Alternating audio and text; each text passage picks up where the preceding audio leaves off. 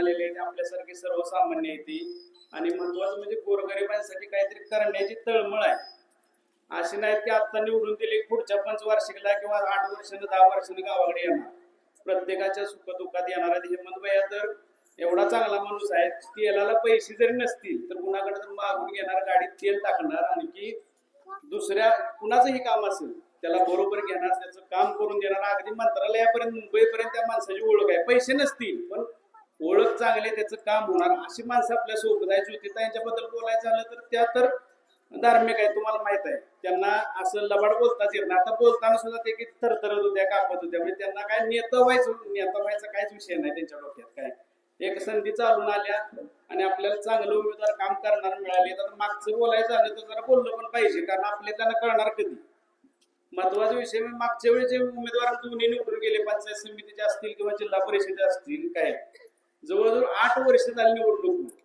8 वर्षात केदारवाडी दिसली नाही, काळावाडी दिसली नाही, वाटेगाव नाही, भाटवड नाही, सुरूर वजरडे असेल किंवा रेटरे धरण असेल, मरणनाथपूर धुमाळवाडी असेल, कुठलंही गाव कसं काय दिसलं नाही हो. का नाही यायला पाहिजे ना. आपण निवडून दिलो होतं, आपण मत दिलं होतं, अजून पण त्यांनाच उमेदवारी दिल्या. घराणेशाही ही बंद करायची असली तर गोरगरिबांची आपली माणसं यात येणं गरजेचं आहे, तेव्हा आपली कामं होतील. महत्वाचा मुद्दा म्हणजे लाडक्या बहीण योजनेचा विषय. लाडकी बहीण योजना सुरू केली आपले मुख्यमंत्री देवाभाऊ आणखी एकनाथ शिंदे साहेबांनी.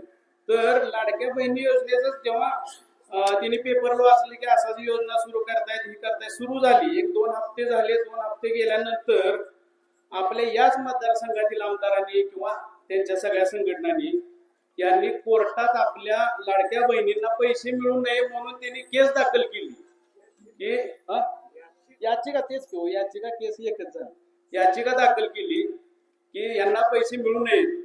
का तर सरकार असं होईल तसं होईल, आपल्याला पैसे पुरणार नाहीत, ही योजना बंद पडणार आहे, बेकार आहे, हे आहे ते आहे. ह्या सगळ्या अनेक अफवा पसरल्या. नंतर 6 महिने आपल्याला पैसे मिळत गेले. परत इलेक्शन लागलं. ह्यांनी काय केलं, परत नंतर म्हणले की हे 1500 देतात, आम्ही 3000 देणार आहे. आणि योजना चालू आहे ती बंद करायसाठी तुम्ही याचिका दाखल करताय, परत म्हणताय 3000 देणार आहे. मग खरं कुठलं सांगा. गोरगरिबांसाठी कुठली योजना कोणी आणली नाही, काय नाही. आज गावातल्या आपल्या सांगतो मी, अनेक लोकांचे आम्ही आपल्या संदीप आपण सगळेच नाना वगैरे सगळे माझ्या काय आपण सगळे जेवढे आहे ना, ही सगळी आमची भाजपची टीम, बाबा तुम्ही सगळेच आपली काय. तर यांनी सगळ्यांनी मिळून जेवढी लोक आपल्यात आजारी असतील, कुणाचं म्हणजे ऑपरेशन असेल, कुणाचं काय असेल, जेवढी मदत करता येईल तेवढी आपण केल्या. आरोग्य शिबिर घेतले. लाडक्या बहिणींचा आम्ही स्वतः फॉर्म भरले. आमचं आम्ही म्हणजे जेरॉक्स मशीन आणून किंवा काय गावाचं आम्हाला काम करायचं, आम्हाला नेता व्हायचं नाही किंवा आम्ही कोण उभं राहणार नाही, काय लय मोठी गोष्ट नाही. पण गोरगरिबांना संधी मिळू नये म्हणून खूप जण काय वाटेल ती करतायत. आपल्या गावचं महत्वाचा विषय होता, 10 वर्षापूर्वी गावचं नाव बदलायचं होतं आपल्या, बरोबर. तर आपली सत्ता होती, त्यांचा काय संबंध नव्हता. ती फाईल धूळ खात पडली होती. ती फाईल आपण बाहेर काढली आणि वरपर्यंत पोहोचवली. आणि त्या ह्याच्यावरती आपलं केदारगाव आणि भाटवडी, म्हणजे भाटवाडी होतं त्यांचं, भाटवडी असं आपण ते पण नाव, दोन्ही नाव आपण बदलून घेतली. मग आपल्या काळात हे काम झालं. कधी कुणाला वाटलं का हो बाबा की या पोराने आपल्या ह्या काम हे केलंय, आपल्या गावचं नाव बदललं. कारण काय व्हायचं, एखाद्या मुलाचं लग्न करायचं म्हटलं, एखादी मुलगी द्यायची बाहेर म्हटलं, हे वाडीचं आहे नको, हे असं आहे ते नको, बरोबर असंच चालायचं. मोठी माणसं करत नाही ती वाडीची मुलगी किंवा मुलगा म्हणजे काय असेल ती काय. तर अशी परिस्थिती झाली आपली. मग केदारगाव आज नाव झाले. आता कुठली पण मुलगी देऊ शकताय किंवा म्हणजे करू शकताय, काहीच अडचण नाही. काय ज्योतिर्लिंग मंदिराची आपली एक फाईल होती की ज्योतिर्लिंग मंदिराला ब वर्ग दर्जा देणं गरजेचं होतं, क वर्ग दर्जा देणं गरजेचं होतं. कुणीही काम केलं नाही. सगळे म्हणणार आम्ही करणार आहे, आम्ही हे करतो, आम्ही ते करतो. कुणीही केलं नाही. ते सुद्धा काम आपणच केलं. आज आपल्या मंदिराला त्या माध्यमातून पैसे यायला चालू झाले. तुम्हाला ही पण ग्वाही देतो की पुढच्या वेळेस 1 वर्षभरात आपण ब वर्ग दर्जात ज्योतिबाचा मंदिराचा आपल्या आपण बसवतोय. ब वर्ग दर्जा जेव्हा बसेल, कमीत कमी दरवर्षी आपल्या ज्योतिबाच्या मंदिराला 50 लाख रुपये येतील. मंदिरात सुशोभीकरण करू, मंदिर बांधू किंवा अजून काय, किंवा 1 कोटी 2 कोटी पण मिळतील. आज काळामध्ये आपण 5,48,00,000 दिली काळामध्ये. काय सदाभाऊचा संबंध आहे. आम्ही कधी म्हणतो की कुणाच्या दारात रुपये आम्ही केलंय, आमचा रस्ता, आम्ही कधी म्हणतो का? आम्ही सामान्य माणसं, गरीब माणसं, आम्ही कधी कुणाला रोकत नाही, टोकत नाही, पण गोरगरिबांना त्रास द्यायचा तुम्ही सोडा, ही उपयोगाचा विषय नाही. खालचा आपलं हायवेचं पूल सांगतो, हायवेचं पूल जे आहे ते पूल तुम्हाला सांगतो महादेव भाऊ, उंची अतिशय कमी होती की जिथं ट्रॅक्टर पण थटणार होता.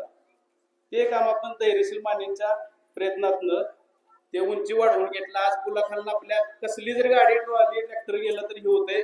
इकडचं बोगदा एक आपण पूल एक छोटं करून घेतलं या जायला आपल्या माणसांसाठी. तिथं सुद्धा आता परवा हे झालं होतं, म्हणजे पूल बऱ्यापैकी मुजलं होतं. ते रस्ता खाली करून काय गोष्टी करून सतुभावने आपल्या सत्यजित देशमुख भाऊने ते काम आपलं केलं. मग चांगली माणसं असताना तुम्हाला नको काय ती, म्हणजे प्रत्येकालाही नाव ठेवतात, प्रत्येकाला काहीतरी म्हणतात. संदीप भाऊ बरोबर का?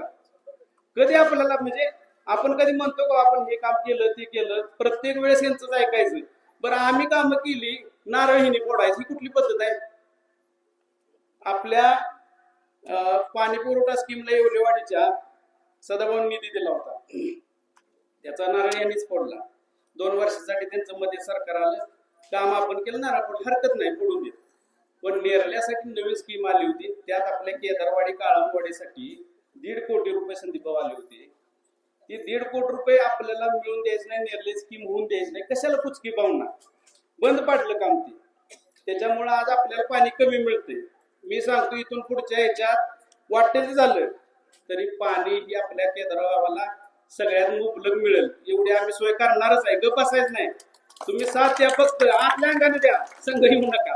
काय होतोय, एक जण म्हणजे आला आमच्या सोबत की 18 पुढारी जाऊन त्याच्या घरात जाऊन बसती आणि मग ते असं होईल, ह्यावाय त्यावाय, काय कोण करते? राज्यात नाही, देशात नाही, तुम्ही आता राहिलाच नाही कुठं, तर काय करणार आहे? तुम्हीच आमच्याकडे येताय आतल्या अंगाने म्हणताय तेवढं आमचं काम करायचं, तेवढं कुणाला सांगू नका आम्ही आलो तुम्ही, आणि तुमची कामं करताना म्हणायचं की नाही यांचं करायचं नाही. ही कुठली पद्धत हो? गोरगरिबांच्या माणसांचं काम होऊ द्या ना, मला काय करायचं नाही दुसरं, लोकांची कामं करायची होऊन देत आपल्या माणसांची कामं. आज आमच्या लाडक्या बहिणी आहेत, यासने एक दोघी चौघ्या तिथं की त्यांना पैसे मिळत नाहीत, काय त्यांचं काम केलं पाहिजे. 1,500 रुपये खूप आहे, बरोबर का? आज बांधकाम कामगार योजना आहे, मुलांसाठी शिष्यवृत्ती भरपूर प्रमाणात मिळत्या, सगळ्यांचं म्हणजे चांगलं होतंय, बरोबर. ही योजना भाजपची आहे. एखादा कोण म्हटला इथला पुढारी येऊन होय बाबा आमची आहे, काय संबंध नाही. सरकार आपलं आहे 2013 पासून, ना बरोबर का? 14ला आपण हा ती योजना आपली आहे. काय आता गावात अजून एक आपोआपले उज्ज्वला गॅस योजनेचे फॉर्म भरून घ्यायला लागले. ही योजना बंद आहे, मी तुम्हाला सांगतो. पोर्टलवर कुठेही योजना चालू नाही, काही विषय नाही. कोण बोलतापात येईल की बाबा हे असं आहे तसं आहे, चालू झाले की आम्ही तेवढाच काम घेणार, कुणाकडे 1 रुपया घेणार, फुकट देणार, काय फरक पडतोय? गोरगरिबांसाठी तर करायचं आहे. आणि महत्वाचं मी वारकरी संप्रदायासाठी आपल्याला सांगतो, तुमच्यासाठी चांगलं जेवढं काय करता येईल, पेन्शन योजनाला समजा आपल्या वयस्कर योजनेतनं असेल किंवा वारकरी संप्रदायात तुम्हाला वेगळा आहे विषय, ते पण आपण करू.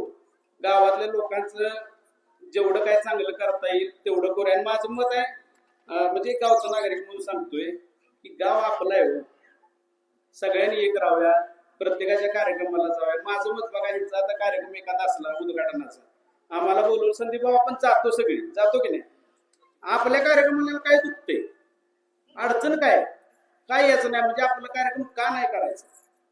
काय नारळ फोडायला अडचण आहे का? कोण येऊन लगेच फसाव देते, काय काय भानगड काय येऊन?